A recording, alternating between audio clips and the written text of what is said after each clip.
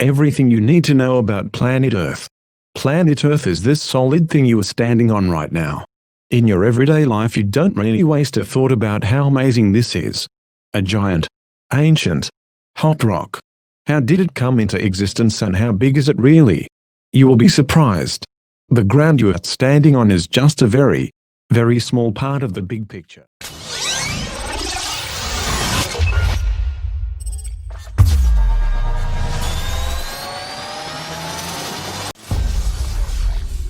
Planet Earth is the home of every life form known to us in the universe.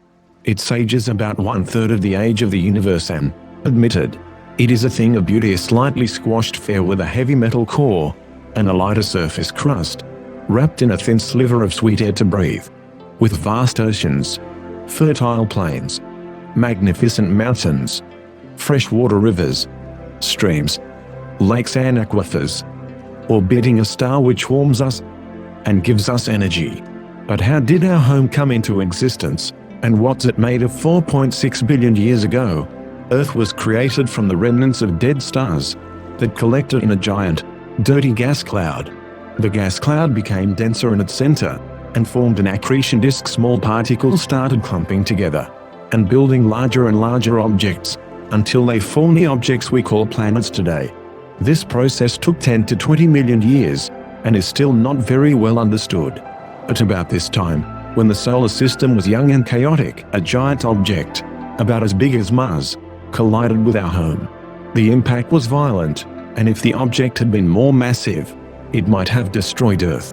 Materials from Earth were smashed out into orbit and formed the Moon, which is the biggest satellite in relation to its planet in the solar system.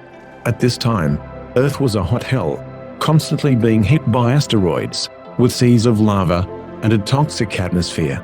But something was about to change drastically. Earth cooled down. Water from the inside of the Earth wandered to the surface and rained down on Earth, only to vaporize again and become clouds. Millions of asteroids brought more and more water to our planet. All the water on Earth has about this volume compared to Earth. Today, the surface of Earth is 71% water and 29% land. 97.5% is saline water, while only 2.5% is fresh water. The fresh water is 69% ice and snow, 30% are groundwaters, and only about 1% make up the remaining groundwaters. But even this small part is mostly frozen. Only a tiny part of our water is actually lakes and rivers, and an even tinier part is bound in living things. So, gradually the Earth cooled down, and the surface formed a thin crust. But inside the Earth, hot rock continued to swirl about, moving the crust from below and breaking it apart. This process is called plate tectonics, and is happening right now. We'll make a whole video about it in the future. For now, let's just say that the crust of Earth consisted of separate giant plates that move around. As they meet, they crumble and create mighty mountains, or violently plunge back down, deeper into Earth, creating deep trenches. That's the way the highest place on Earth was formed, Mount Everest, and the deepest, the Mariana Trench. From our perspective, Earth's mountains and trenches are mighty indeed, but when you look at the Earth in cross-section, you can see how tiny they actually are. The part we stand on is the crust, which is about 50 kilometers thick, though it can vary between 5 and 70 kilometers. By the way, the deepest hole ever drilled by man is 12.262 kilometers deep. After the crust comes the mantle. It's a silicate rocky shell, and about 2,900 kilometers thick. The mantle consists of the upper mantle and the lower mantle. The upper mantle has different regions too. Its upper part, which is viscous and carries the crust, is called the lithosphere. After that there comes the asthenosphere, which consists of less mobile, mostly solid material. The lower mantle reaches deep down to the outer core of Earth. Earth's outer core is a liquid layer of iron and nickel, about 2,266 kilometers thick. Temperatures vary from 4,732 to 5,700, 10,292. And in the center is the inner core. It's mostly solid, a ball made of an iron-nickel alloy with a radius of about 1,200 kilometers, 70% of the size of the Moon, and about the temperature of the surface of the Sun. It is slowly growing at an estimated rate of about 1 mm a year. Now, for some perspective, This small layer of crystallized melt products of former molten mantle is where we live. Then, there's Earth's magnetic field. It's an invisible phenomenon that diverts high-energy particles coming from the sun and other sources, allowing for a stable environment with comparatively little radiation impact on Earth. But why is it there? Actually, we don't really know a terrible lot about that. We know it has something to do with the core of Earth. Inside this metal sphere, large electrical currents flow in complicated patterns. They cause a magnetic field that sort of stabilizes itself according to the laws of electrodynamics. This entire system is called a dynamo, but don't let us fool you into thinking we have it all figured out. Speaking of breathtaking information, what about the airy stuff that surrounds us? By volume.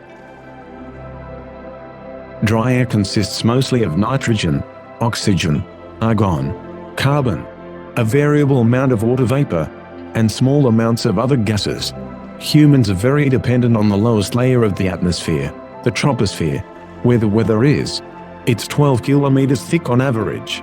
Above that is the stratosphere, which is where the ozone layer protects us from the sun's most aggressive type of light. Above that is the mesosphere, the coolest place on Earth, with an average temperature around -85, -121. At about 80 kilometers up, the thermosphere starts. The transition to space is a fluent one, without clear borders, but humans decided that space starts here. At about 100 kilometers, Earth stops and space begins, though the atmosphere extends a bit further. In this region, we find the ionosphere, the aurora borealis, and the ice, and the outermost layer is the exosphere, stretching up to 10,000 kilometers. It merges fluently with outer space, where there's no atmosphere at all.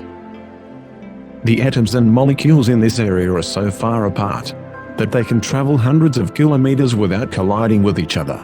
Okay. Humans, in their present form, have only been around for 200,000 years. That's 0.004% of Earth's history. Not long, really. And here we are now, living in a thin, moist layer on a small, wet rock. We call this rock Earth.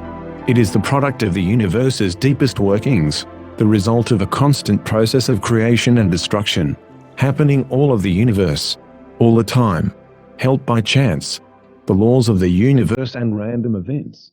We're really lucky.